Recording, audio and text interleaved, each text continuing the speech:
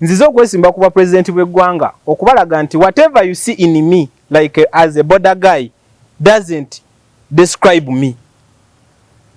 Osegede kyondabako nti nvuga border si kye kinyonnyola nze. I'm doing this because of the situation. That is one. Nzizo okwesimba kuba kulembeze bw'eggwanga creating what we call a politics of dialogue. Nze bwe mbanga njawukana naawe ndowooza tekinkakatako kuvuma. Osegede. Before we abuse anyone, before we abuse the president, before we abuse the CDF, we should know that he's the president. Osegede. Mu diplomacy nga tonnaba ku abusing muntu yenna oyina osooka omanya capacity ye. Bw'omala ogimanya n'olyoka olaba how to handle that person. Wona osinzira okubeera ng'otulaba nkwaniriza nnyo olunaku olwaleero nkubuuzako nti osibye otya? Afunye okusomoozebwa ofiiriddwa olwazizza n'okusomoozebwa okulala nkusaasidde nnyo. Asobole okutuuka ku buwanguzi nkuyozaayoza tuli ku MS Media nze Matiya Sekanjako. Nina Mr. Mawejje Francis omuvuzi wa boda boda yeggwanyiza entebe ennene ey'eggwanga ey'obukulembeze. Agenda tubuulira lwaki ennyambala gy'ayambadde omulaba si yeno ey'obulijjo ey'ettaayi ey'essuuti African culture mulaba ali mu lubugo lwaki ayambadde bw'atyo. Agenda sooka kubuuze tutandike okwogera ebigambo Mawejje buuza abantu. Neyanziza nnyo Mr. Matiya abali ku MS Media mwena abandaba nsanyuse nnyo ssebo mukama wange okumpa omukisa okunkyazaako kyekitegeeza wafuna interest mu story yange. Erinnya nze Mawejje Francis nga ndi muvuzi wa boda boda mu kibuga kya Lukwago wano mu Kampala era nga boda boda njivugira ku Pioneer Mall kati emyaka 4. Nzaalibwa Kasanda mu town council. Kasanda side ki? Kasanda bayitawo Kyedicho awo Kasanda secondary weri otambula ebigere 4-5 ng'otuuse waka. So ndi mu town council. Ndi musajja muyivu. Newankubadde ndi mu boda boda gye nvuga. Wasoma biki? Nakuguka mu kye tuyita enkolagana z'ensi mu Luganda mu Luzungu international relations and diplomacy. Hey. Yeah. So I'm a graduate class of 2024. What? With a bachelor's degree from Cavendish University, Uganda. Cavendish yamanya omwezo course. Yes, so in that course I'm an alumni of big people like Balam, Chagulanyi, and the rest of big politicians here. So I'm a graduate, however I'm on a boda boda. Nga nesoboddeyo kwebyo byensuubira byennyimirirako ng'omuntu bye tuyitamu ng'abavuzi ba boda ne bannayuganda abalivinga in a border economy. Ekyange nakipakeginze nti we are living in a border economy. Lwaki nyambadde bwe nti bannayuganda abandaba mwenna sambadde bwe nti njagala kwekulubeesa ku Buganda. Sambadde bwe nti oba njagala nfuna obuwagizi mu Buganda wokka. Nyambadde bwe nti olw'ensonga ez'ebyobufuzi political issues. Ensonga esooka mu 1953 Kabaka wa Buganda eyaliko Ssekabaka kati Muteesa president w'eggwanga eyasooka yawangangusibwa abazungu ne bamutwala ebweru olw'okuba yali atandisewo olutalo olw'okubalwanyisa. Kakati mu kulwangangusibwa Abaganda ne bagamba abazungu bano kiki kye basinga okutya nti bwe bajja mu 1879 baagaana abantu okwambala embugombu bya buwangwa na bya bulogo ne balugoba ne baleeta engoye zaabwe nti buli kye twalina baakivunza bo ne baleeta ebyabwe. Kakati bwe bawangangusa Kabaka Abaganda ne bagamba ky'abazungu kye basinga okutya. Omuganda n'agamba lwali lubugo baalutugaana era ne mu bintu ebyaweebwangayo lupiya abaddu n'ebirabo olubugo baalugaana nga Buganda eruwa ebyawa abazungu nga under that protectorate. Kakati ne bagaatuluzze bayambala olubugo Buganda yonna ng'akabonero akalaga okwekalakaasa eri abazungu nti twagala Kabaka waffe. Segedde nyambadde olubugo luno ng'akabonero akakakasa oba akalaga okwekalakaasa erya gavumenti etufuga nga bannayuganda nti we want to be independent Ugandans. Twetaaga institutions eziri independent. Twetaaga ministries, agencies and departments nga ziri independent. Ke kabonero kenkasuka. Mwami Museveni akimanyi. Abo baaliwo. Ye bw'alaba ennyambala yange tampita crown, tampita diikuula. Amanyi the message I'm sending. This is a protesting symbol. Nti enough is enough. We are done with this regime. That is one. Ensonga ey'okubiri lwaki nyambadde olubugo. Wano mu Uganda, si Buganda wokka, omuntu bw'afa amusikidde bamwambaza olubugo ng'akabonero akalaga essuubi eppya. Nti oli avuddewo kati gwakwasiddwa obuvunaanyizibwa bwe famire eno ogitwale muki mu maaso. So nyambadde olubugo ng'akabonero akalaga nti we are in a transition okuva mu nfuga eno enkadde gye tutaagala okugenda mu ssuubi eppya erya Uganda. So yeyo message gye nsindika, nze nsindika message. Omanyi Mwami Museveni yeetaaga kukwata Kalooma. Tulina omukwata mu bikolwa, mu bigambo, na buli wantu, ne mu psychology. Kati okwogera obwogezi kikulu, naye ate ne actions z'okolerako kikulu. Size kubeera nga nze maze ebbanga nga ngobera ebyobufuzi by'eggwanga kuva 21 Bakibirige Mayanja, Agura Woli, Jaberi Bidandisa ali n'abalala. Bonna bajjira mu masuuti. Like they think it feels like buli kimu kiri normal. N'okuba essuuti buli azaali mu masuuti, buli azaali mu masuuti. There is nothing like omuntu ali mu buzibu w'oyambalira essuuti. Oli mu kufiirwa okaaba mbu ate mumpe essuuti. Wano tewali byakwambala. Buli lw'oyambala essuuti n'onyuma, n'oyambala ekkooti ey'ebbeeyi. Museveni agamba these people are just crying. Beekaabya. Bali bulungi essuuti ya $800. Nze sizirina. Tulina okuddayo. We have to go back to our roots. So kyekikwambaza bwo. Kyekinyambaza bwe nti. Katugende ku kyoyita border economy. Yes sir. Tenze nga ndaba economy zanjawulo abantu bali mu business ez'enjawulo. Lwaki ogamba nti Uganda yimiddewo ku border economy? Era border economy kyeki? Abantu bali ku businesses zanjawulo, but when we sum up, bannayuganda njagala kano kankayiseewo. Njagala bagende basoma akatabo ka Aaron Kiza. Bakayita Pregnant Poems. Aaron Kiza ono munamateeka? Yes, munamateeka yakava mu komera. I salute you sir. Bakayita batya? Pregnant Poems. Pregnant Poems. Akatabo ako kakunnyonnyola what is a border economy. Uganda, we are living in a border economy. How? Nti kansokera ddala n'owa border ndyoke nkutwale ku balala olabe nti tetulina njawulo. Nti owa border olunaku maximum lenkola $4,000 every day. Olunaku lubeera nga lulungi ye okola $4,000 kakati $4,000 nyina ati kati boda ez'amafuta oziggyeko. Ndi mukubalira nzikoze ziwedde amafuta gajjo sente ze nataddemu jjo ze zikoza eza leero $5,000 nga nzijjako ezigenda okukola $5 egy'enkya $1,000. Kati ennaku zino baagala gumwezi nusu kakaaga n'omanya nti osigaze $380. Oyina famire ewaka, abaana basoma, landlord abanja. Ku 10 wano mu Uganda, mu Kampala ne Uganda ababoda abalina amaka ewaabwe ku 10 nga yazimba balinga 5 oba 10. The rest tupangisa.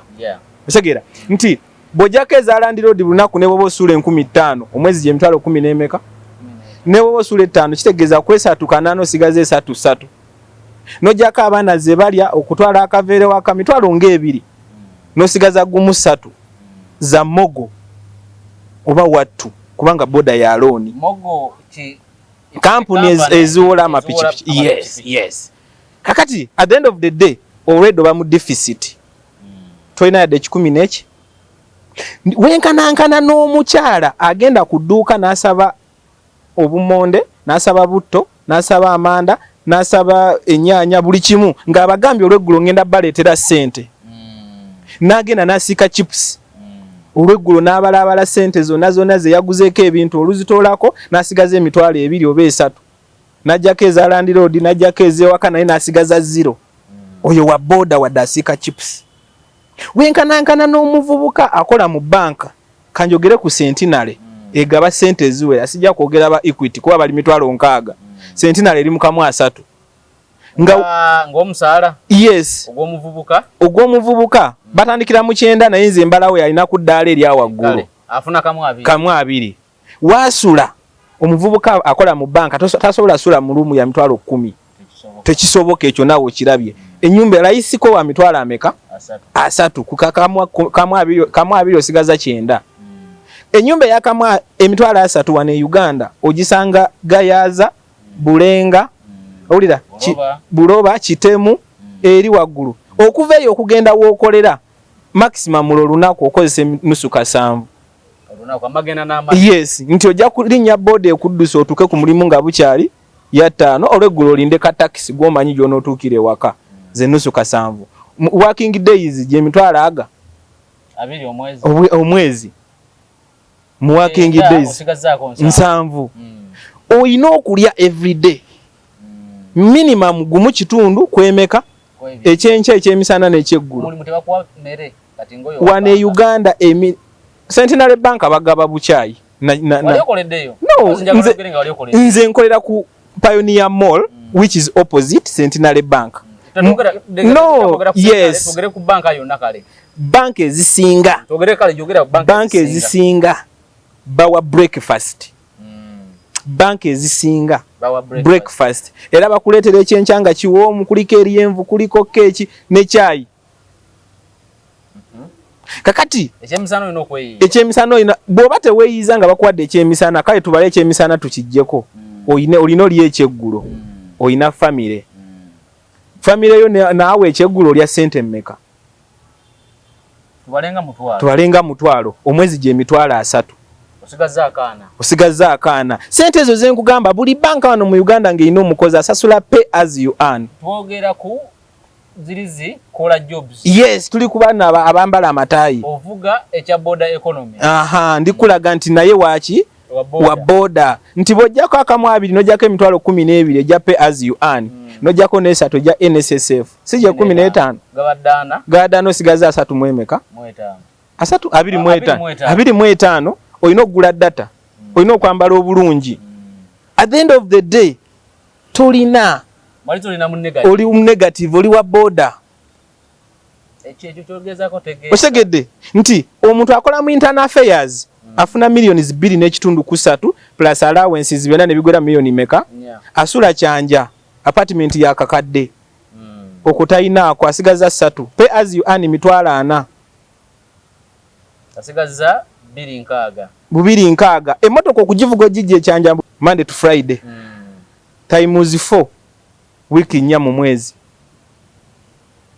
15 times 4 mitwalo 6 ku bubiri 8 sigazaako 2 10 oyina okulya omuntu akola mu internal affairs tasobola kulya by the way abantu sigaza 2 2 ndi mukulaga aba abantu obalaba mmere ya government tugisasula fa abawi b'omusolo ne babaseerako budget y'emmere neteri alyayo bati okubatta bati okubawa obutwa nze mbadde mu nakola internship yange ku Ministry of Foreign Affairs naye nga teri kye mulya yadde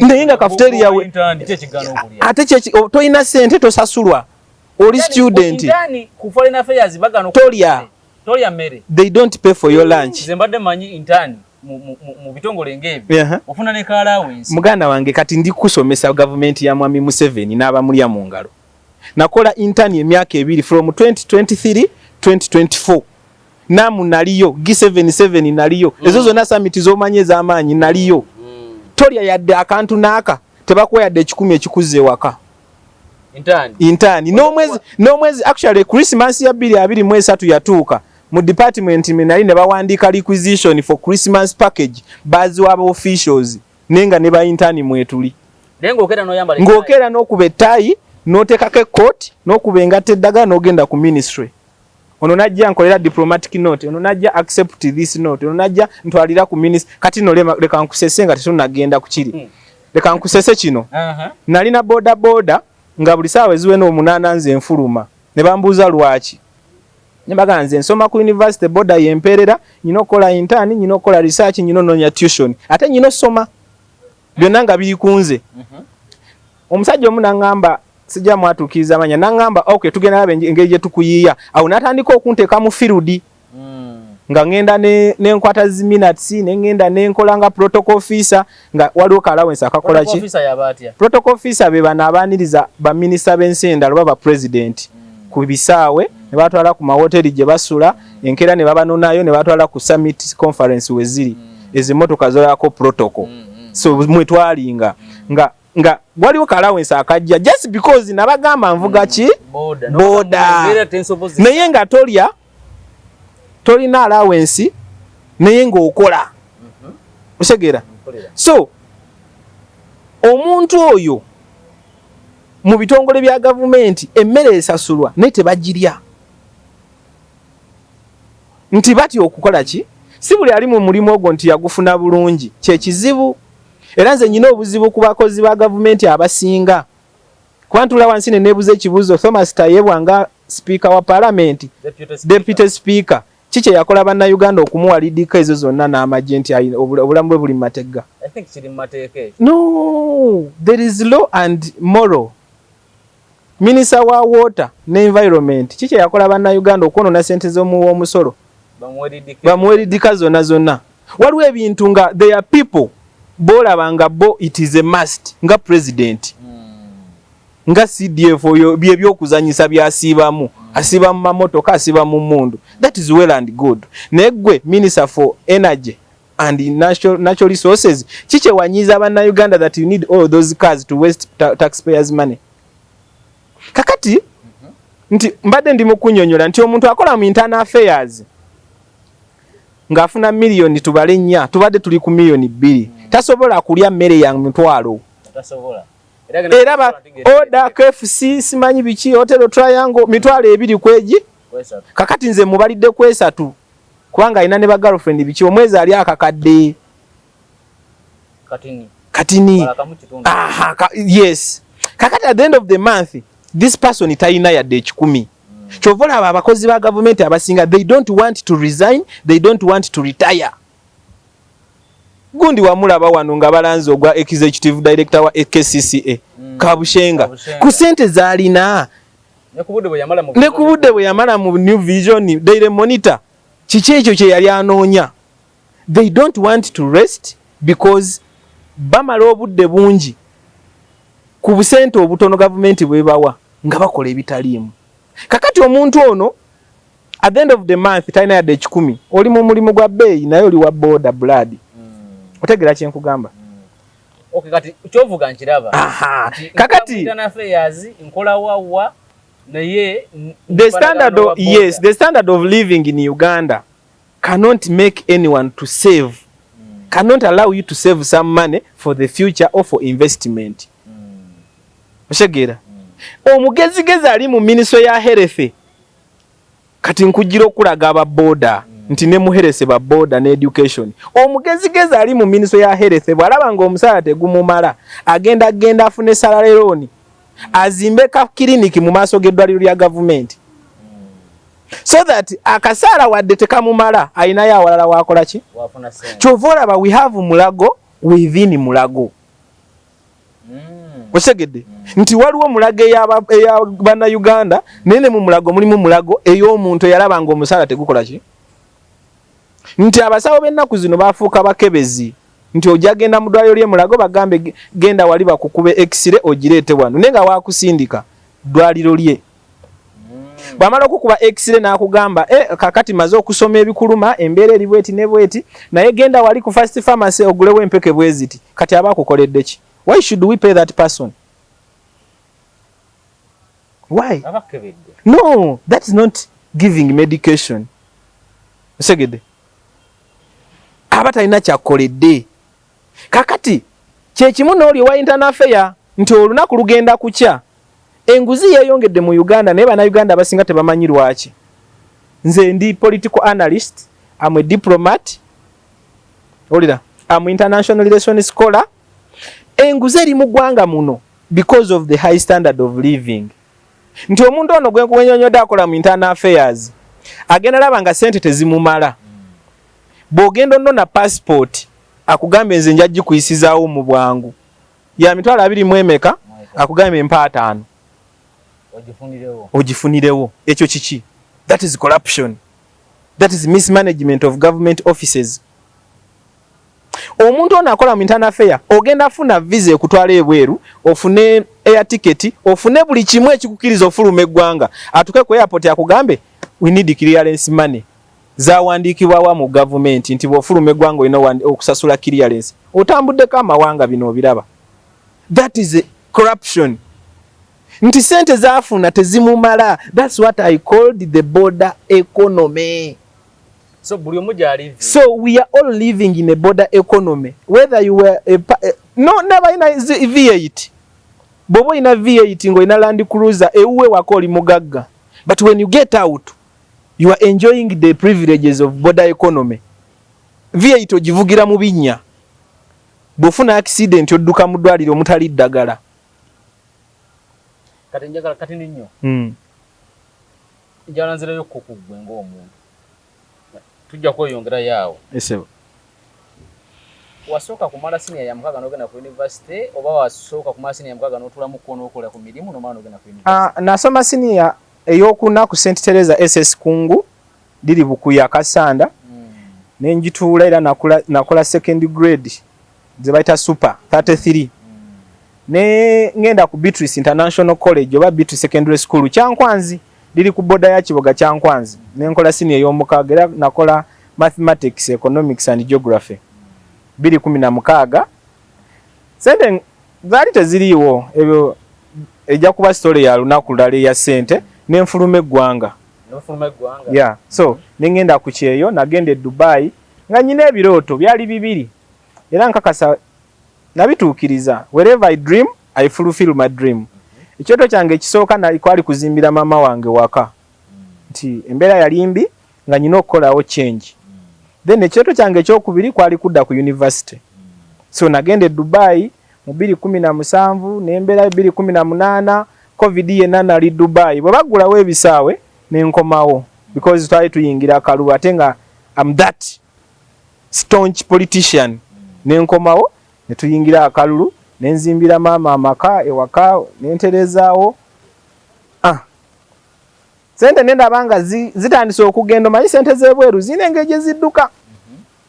Nengamba sijja kuzikiriza kukola ki kugenda.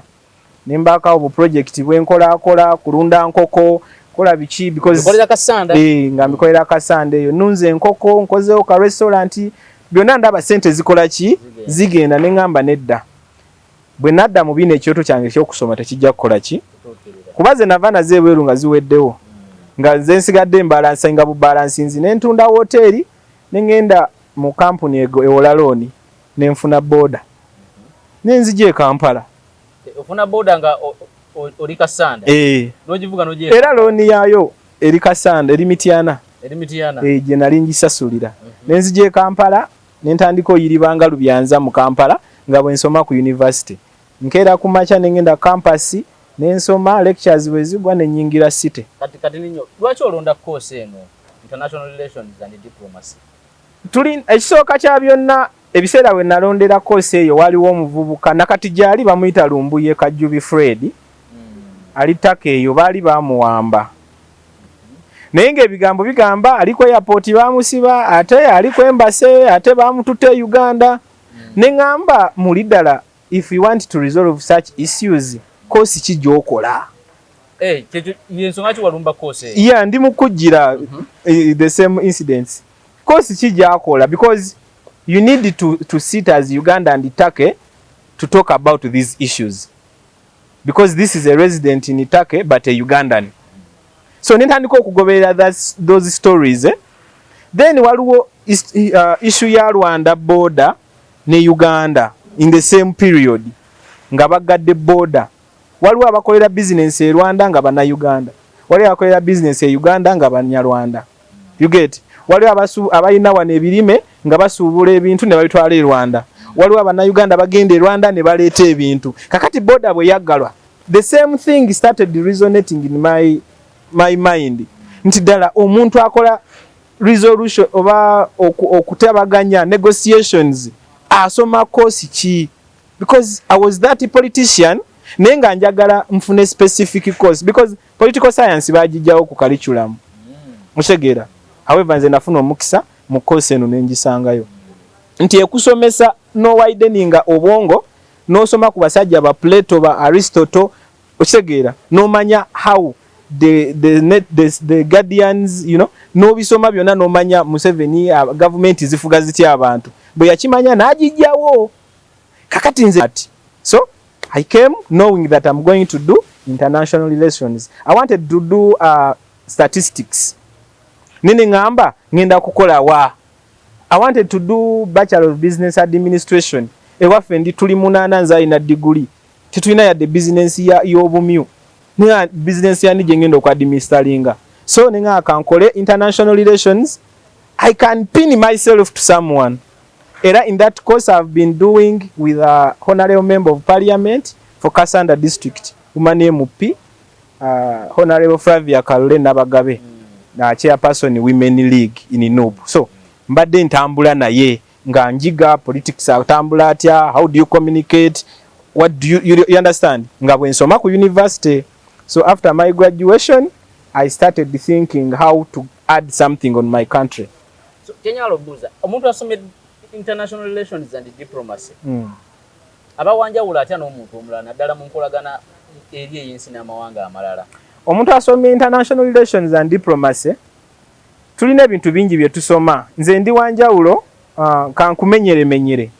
Tusoma etiquette and protocol in governance. Nja kubinyonyola bulungi mu Luganda. Yes, etiquette and protocol empisa n'enneeyisa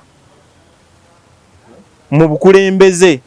Nti bw'obanga okyaziza president wa Namibia omukyala yalondeddwa omubuuzo otya? Si kujja nti bana ensanyusa okulaba n'omuwahaaga. No, mu diplomacy ekyo tukigaana.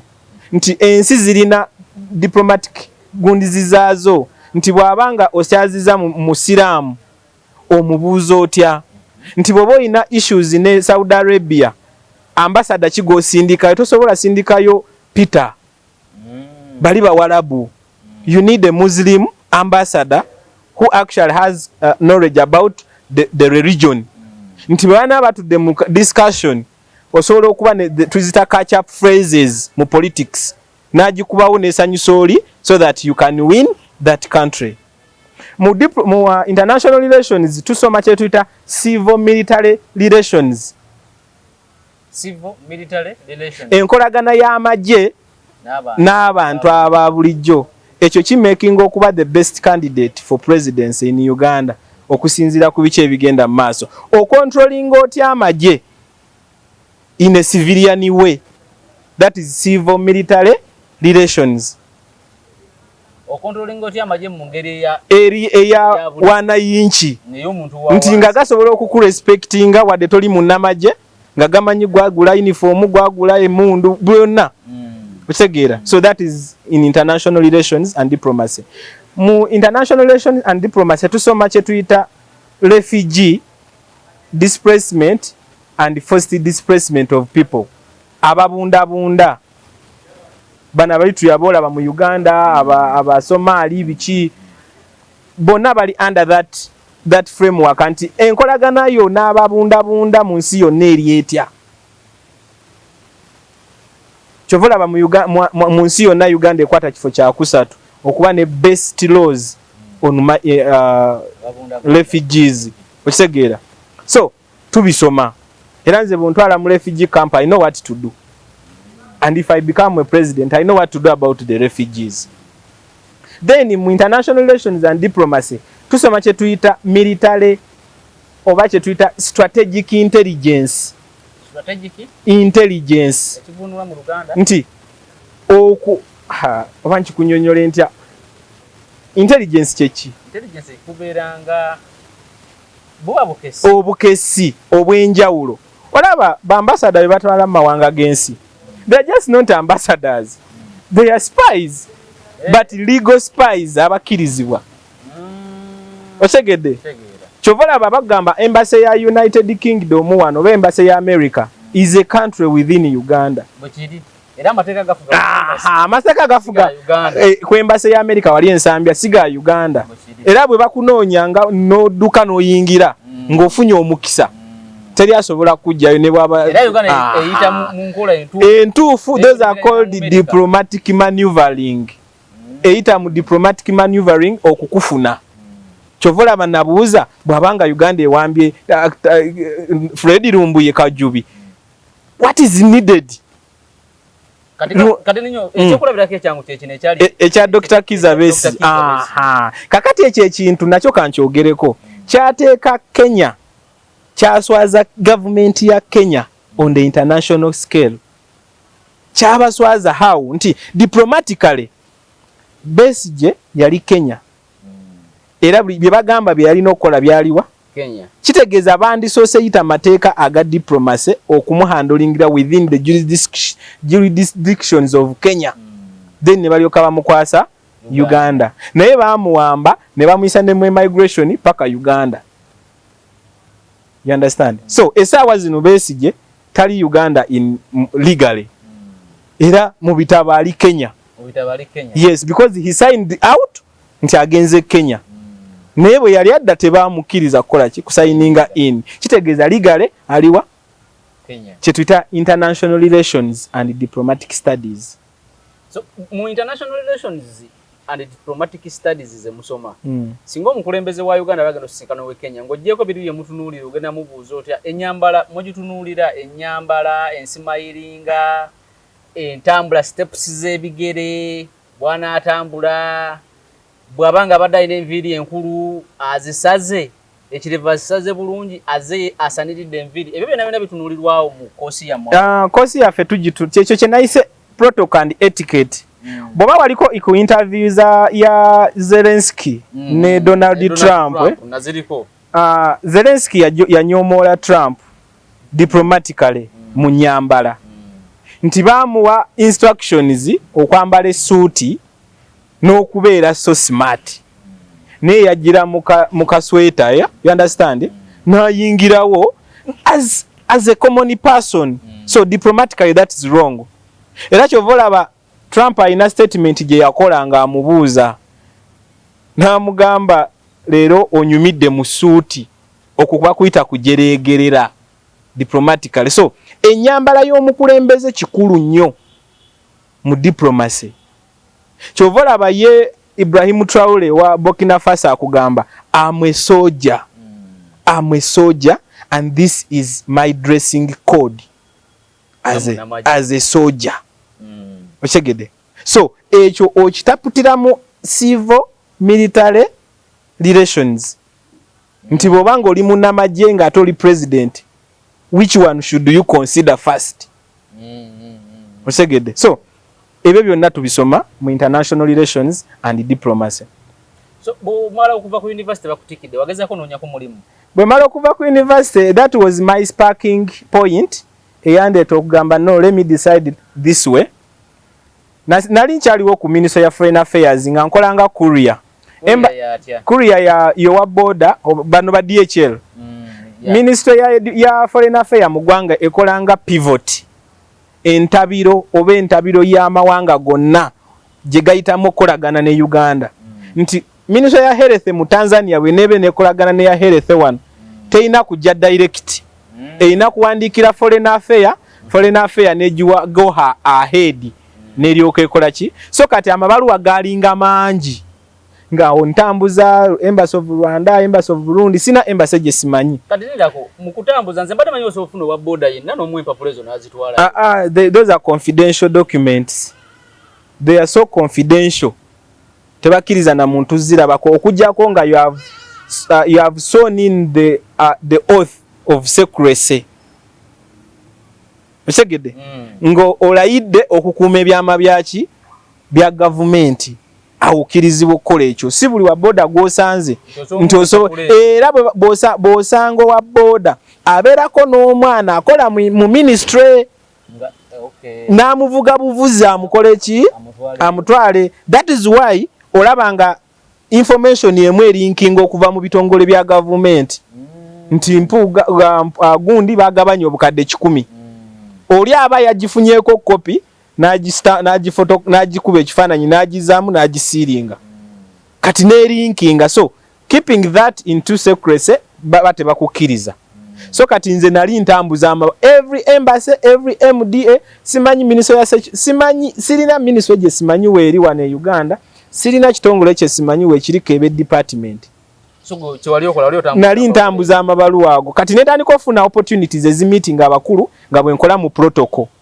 nti ba general jeje ba minister benyini ngamba meeting ba Francis bana aba minister of works bantu banji mba meetings abenjawulo nengamba nyino bo mugezigezi adenyo awo bali bakutandisa okusasula nga tebakusasula ndi ntani internship tena baku yagwa for 2 months oli kuliteina ndiku siliteina volunteer oli ku volunteer nalemeranga wo bano omanyife bakuita kulemezaamu olemezaamu ngolaba waliwo gap in that hope no keeping ango jja whenever you come there is a gig ne bakola ki because I was good at what I'm doing era nze nga bompa delegation nti kulira bampako delegation ya Rwanda bampa delegations nyingi nga it is excellent so ne ntandiko berangawo ati mu delegations bakuwa basoka ne bamanya nimbikize banayogera no manya tunululimi ne lununa bakuwa basinzira ku bichi byosobola nze manyi some bit of Rwanda manye nimi 8 wane Uganda I speak 8 languages so bakuwa okusinzira so njala tuduke speed speed omaliriza university bakutikidde wakomawo ku ministry naliwo nokola for how long nemberawo omwaka gonna oguwedde 2024 nga woli so akasente kajjanga nkugambye mu bugigi naye ng'omwezi bwe gugwako teri kyofuna n'olunaku tolya so nengamba omanyi kangende wa minister njogere naye nasooka na head of department mwe nali nkola nangamba gende wa principal human resource oyogere naye bw'omala odde wange natandika okuntoosinga ngero omuntu ataakuwe nengamba no kaninyemu ku madaala nengende wa chief of protocol w'eggwanga Uganda chief of protocol yamanya president Museveni alagawa president Museveni agenda kukola ki enkyali na program ki yibaita chief of protocol atulawo ku ministry njabade manyoyo ayina kubeera chief of staff neda Uganda tena chief of staff ina permanent secretary wa public service yakolanga chief of staff kati ne munyonyolamu nangamba yangamba genda ofune scholarship osome ojja kudda tulabe nansindika mu consular ye wali scholarship ngera za kusasula watalina sente tozisasula ebiserere waliwo scholarship ya Commonwealth United Kingdom nga bagala bagenda kola masters in international relations kosi nempapula je ziri buli kimu nakikola negaye yafuna abamu kubena labaka abafuna slot ezo basasula million yaga full scholarship ye Uganda je tulimu basasula million yaga 20 million okugula scholarship nenga zo UK zibawadde nga yazibawadde for free mufuna abaana abali ready okujosoma babagenda basasulira buli kibakusasulira tuition ne bakuwa ne allowance every month ne bagulangule zonna 37 nga kuliko 7 za kosi yange nenzirayo wa chief ne mugamba bigana nsaba mberewo wakiri njige protocol mweyongero mumanya practically nangamba nja kuyita kati one day it was a Valentine nengenda namusanga wabweru nga agenda fuluma nga ali mu motoka agenda yingira mu motoka Rwanda banakola you people I have a wedding at 4 yanekanya nempuliyanga nange nduzinze myself yes nengamba anyway that's the life sadayo nentandika okunonya minister ye nyini jeno bangamba jangwe natukane makage ebbunga wasula bangamba jamusanga ku office nentuka ku office ngebeera bwete naye bangamba ekigambo nga sinamufuna ne bangamba naye era wadde kyoyagala minister inosoko wandikira president nengo manya mulimu gwenjagala bampo gwa courier kuba abali bavuga ebyempapula bali bakaddiye nga tebakyasobola pichi nga bamu bali tayalinze ningamba bampo gwa courier mbugengezo ne bangamba bagenda wandikira president Museveni okuwo yes That was my turning point. Nengamba bwe kibanga okufuna obwa office attendant, okufuna obwa courier just ku ministry. President Museveni yeta go signing. Then I have to bring him to my attention. So since nze kachiyitamu banji, and they are not going to come out and say kakati nze I'm that person who don't settle for less. Kati awona wonna ensonga lwaki ogamba nti kana esimbe ku kifo kino. Ekifo kino okubaako byentereza. Nzize okwesimba kuba president bw'eggwanga okubalaga nti whatever you see in me like as a border guy doesn't describe me. Osegede kunyonyola kyondabako nti nvuga border si kye kinyonnyola nze. I'm doing this because of the situation. That is one. Nzize okwesimba kuba kulembeze bw'eggwanga creating what we call a politics of dialogue. Nze bwe mbanga njawukana naawe ndowooza tekinzikakatako kuvuma. Bekiri. Osegede. Before we abuse anyone, before we abuse the president, before we abuse the CDF, we should know that he's the president. Osegede. Mu diplomacy nga tonnaba ku abusing muntu yenna oyina osooka omanya capacity ye. Bw'omala ogimanya n'olyoka olaba how to handle that person. Osegede. Kati nze sola very Nvuguma Museveni nga muganda wange. He's the fountain of honor. But we have to look for ways of unseat him. Mene Ugandans bachaaye politics lwaki? Lwa politics of deception. Kwevuma kwerangira we want sympathy vote. Sinze size kulwa sympathy vote. Saagala sympathy vote. Before nga tonna bakujja wali oyagadeko kwekifa kyonna ekya bukulembeze. Bwe nali Dubai nali njagala kwesimba kuba MP waffe. Nena bagenda okuta ebisaawe nga nomination zagwa. Yes, nga sisoba there is no way I can come and say I want to do this. I've been a leader throughout my education. Only that ku university mbadde sisobola kwandolinga border mwenzija sente ate n'obukulembeze bwa university. Nasalawo nenga akankole ki kanchume nenga all the previous even when I was in Dubai nali ku cabinet yakuliranga People Power Chapter UAE. Era nga nze ali ku timu etwala Lashala Kaima industrial area. So I've been a leader. And okubeera omukulembeze tekyetaaga obe nti oli mukulembeze olina ebifo by'obaddemu. Just your ideas. Bwe zibanga yes ebirowoozo by'oyina bwe bibanga biyina gye bitwala eggwanga oba gye bitwala ekitundu ky'oyagala. Kyankizo nnyo okuvaayo obifosteringe abakulembeze bayiga after nurturing them. Osegera nti tulabye banja abazze nga tebamanyi nakola communication. Naye after some time natandika ogenda nga akola ki? Ng'ayiga mpola mpola. Yes, so we learn as we move forward. Osegede. So kati gwe mu kunyiga wali nosala n'ogamba ngenda kujja kuba president. Tolaba nti ekifo ekyo kinene ky'otandikiddeko gwe ng'omuntu. Webale nnyo ekibuuzo ekyo. Ekifo ekyo kinene. Ndaba kinene nze. Naye omusajja omu yali president w'ekibiina kye baayitanga Bolshevik Party mu biseera bya 1817, that is Soviet of Union and Socialist States. Bali bamuyita Vladimir Lenin. Yagamba abantu be nga bamugambye jangu otufuge ebbanga lyonna n'abagamba obukulembeze oba obwa president si kintu kya njawulo. Gwe bw'obanga osobola ofumba emmere ewuwo n'ogiwa abantu ne bawoomerwa osobola oba omukulembeze. Sirina bukulembeze buno kubanga nze president wabula mbulina kubanga mwabumpa. So obukulembeze si kya njawulo.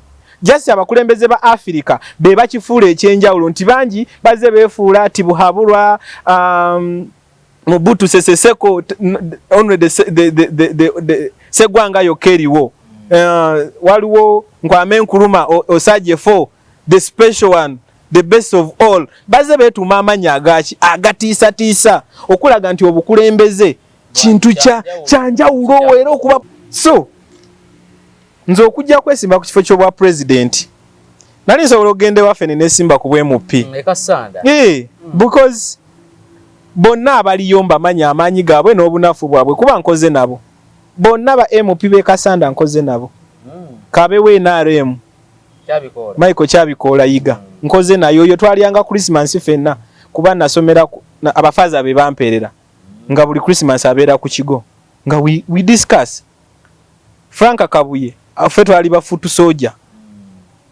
onayo Patrick Nsamba onayo Flavia nga buba tolabye onayo Flavia tolabye Moses ngera adako yenze so I've worked with them naye okukyusa obukulembeze okukyusa engeri government je tufugibwamu togenda bukyusa ngoli mu parliament emyaka 5 je bamaze mu parliament teri kintu neki kye bakoze nga kigasa mu Uganda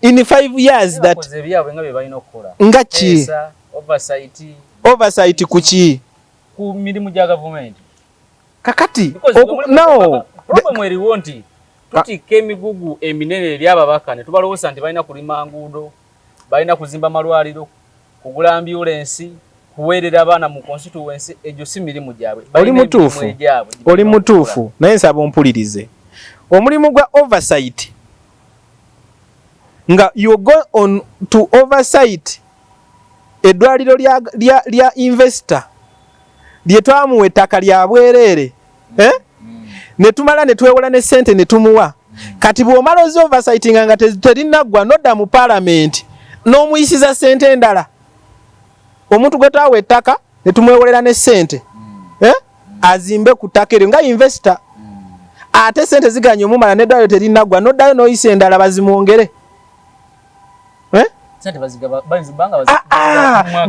nedda ssebo bano abantu ebintu babikola babitegeera and they do it recklessly nti omusajja dai pharmacy bakugamba tebalabyeyo yadde panado naye ate mukomyewo mugundi mu parliament mumwongedde sente endala abasomesa babanja abasawo babanja abasirikale bafuna buswazi olira amasomero gali mu mbeera mbi temusobola yadde kugamba katugende tukole oversight ku masomero ga government tubongeze sente wabula muli mu oversightinga malwaliro gemwewola sente muziwe investor atajja investing wano yeyo oversight gyogamba no oversight kitegeeza genda ku ground olabe ekiriyo okomewo wano bwe waba waliwo ekyetaagisa okukyusaamu kikyusibwe baba boogere ne bitakyusibwa balina omusango anti kati abo bakitegeeza bate balina mugaso kyekyo kye nagambye independent institutionalism boogedde biganyo kyusibwa musango kigwa bana ani approvinga sente zonna ezigabibwa kakati gwe omubaka wa parliament tosobola kulaba nti Uganda Revenue Authority etaweza bakozi 15 oba mutwalo nojiwa 18.2 billion kugula medical supplies ate nokwata Mulago International Referral etwala abantu bonne mu ggwanga nojiwa 17 billion oba mubaka wa parliament you approve 18.4 for URA and 17 for Mulago.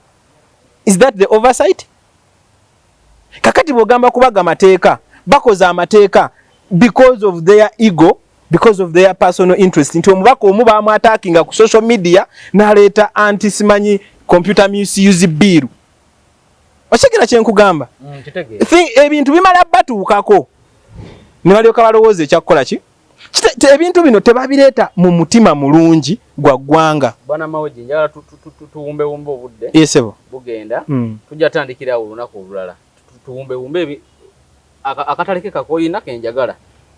Akataleke kakenyina wadde sogedde kuba boda sogedde ku biki bye ngenda kukola. Okay. Kakati akataleke kakenyina erimwe n'abavubuka abali myaka 25 2 kwa 3 na 35 nana guno mulanga gye muli nzija gye muli n'omutima nga gwennyikidde n'ebirowoozo nga bintambulira mu mutwe nti abavubuka bangi be bakola ebitundu 8 ku 10 ab'eggwanga lino ate mu byafaayo by'ensi zonna abavubuka babadde catalyst abavubuka babadde nnyo ab'enkizo mu kukyusa emirembe abavubuka babadde nnyo mu kukyusa ebyobufuzi n'obukulembeze bw'amawanga nga ogerageranya kubaffe wano mu gy'ekinaana bali baana bato abamu bava mu masomero ng'ogerageranya kuba apartheid mu South Africa n'amawanga amalala.